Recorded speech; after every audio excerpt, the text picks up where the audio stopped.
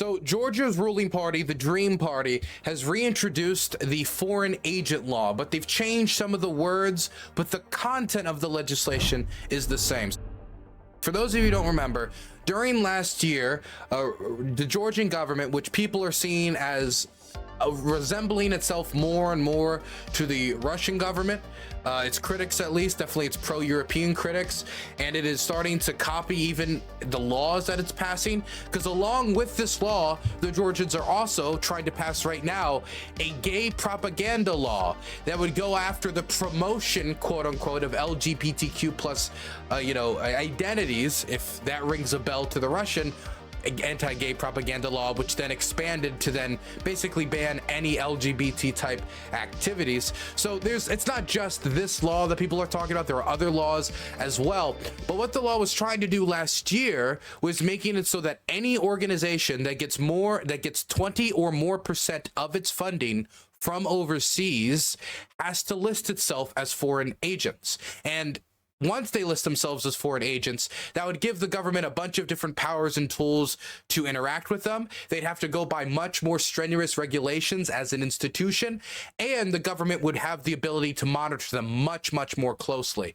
A lot of people saw it as like the first step moving forward to trying to centralize control over organizations or kick out organizations that are like monitoring the government for human rights abuses, things like, Amnesty International or Human Rights Watch or any type of, the type of Western NGOs that are the bane of autocrats of the region.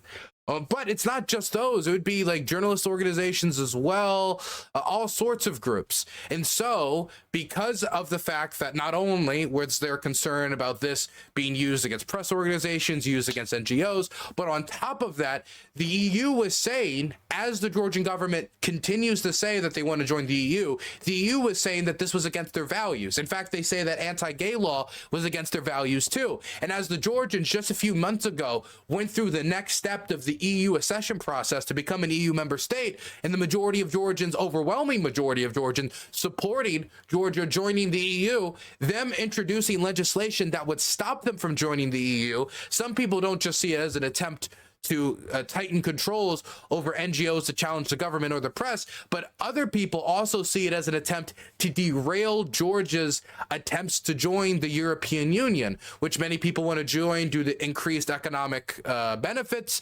visa-free travel within Europe. Many people claim that European identity in Georgia. Many people in Georgia feel that they are European or feel that they align more with the values of different European states.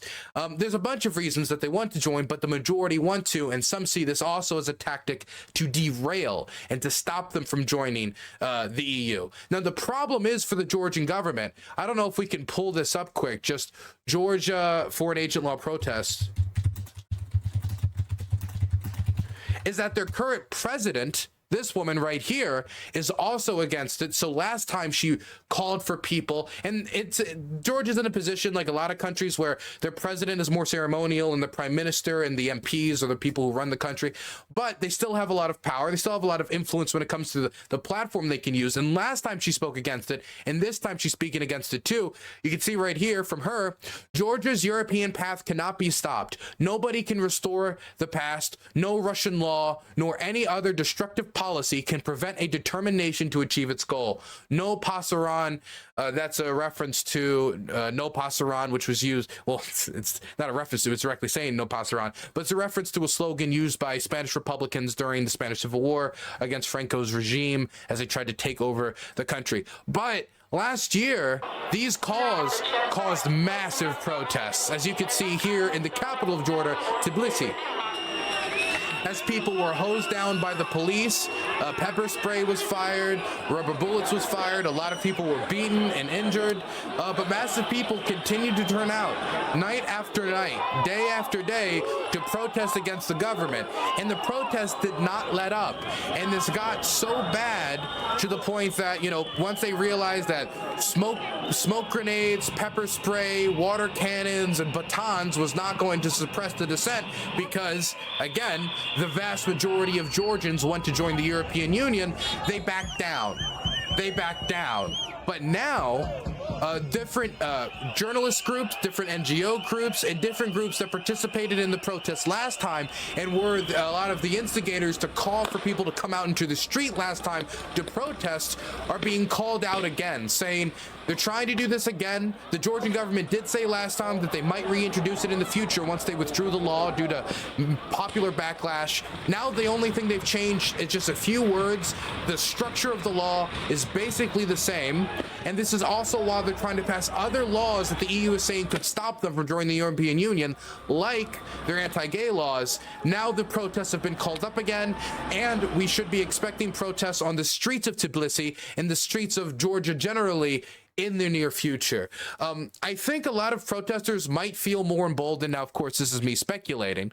Might feel more emboldened by the fact that the Russians are kind of busy, so it'd be more difficult for the Russian government to militarily intervene if the Georgian protests were to, you know, stop the government again or really challenge the government. But I do want to say that during the last round of protests, the Russian government, I don't know if anybody has a link to it. If somebody could provide this link in chat, you guys would be king. You guys would be God tier, unironically. Last time these protests happened, the Russian government, once the Georgian government started to crack on the issue because they saw it was just too overwhelmingly unpopular, they released a tweet. It was the Russian Foreign Ministry. I forget which ambassador it was, but it was a Russian government account, tweeted out images of these protests with the message of, hey, don't make the same mistakes. Remember what happened in 2014. Basically pointing to the idea that the Ukrainians doing the Euromaidan protests, protesting against the government, had caused the Russians to feel like they had to invade and interfere in Ukrainian domestic affairs and interfere in the country. And so, if that's what they believe then, why couldn't they apply the same position or the same rules to legislation that the Georgian government is passing that is very similar to what the Russians have tried to do domestically there as well? Definitely when it's being led by the Dream Party, which is seen as the more pro-Russian party. I think somebody in chat put the link there, so I think we can bring up the tweet. Here it is. Wow, did they not delete it? No, they did delete it. It said something is wrong. Try reloading. Let me try that again. Are you sure it's still up? Yes, it is. Oh my gosh, they never took it down. Man, they're really proud of this, huh? Here it is. Protests against foreign agent bill erupted in Tbilisi, results in demands for the resignation of the government. We recommend to the Georgian people to recall a similar situation in Ukraine in 2014 and what it finally led to. Hashtag think twice. And is showing protests on the streets of Ukraine, comparing it to protests on the street of Georgia, which was read by many people. Okay, so this is the Russian Foreign Ministry in Crimea, in the Crimean occupation.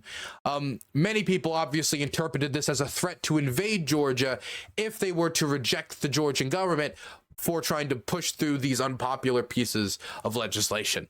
So, with the protests possibly returning to the street, these pushes being made again, expect some loud words from the Kremlin, some loud protests from protesters, and some stubborn actions from the Georgian government.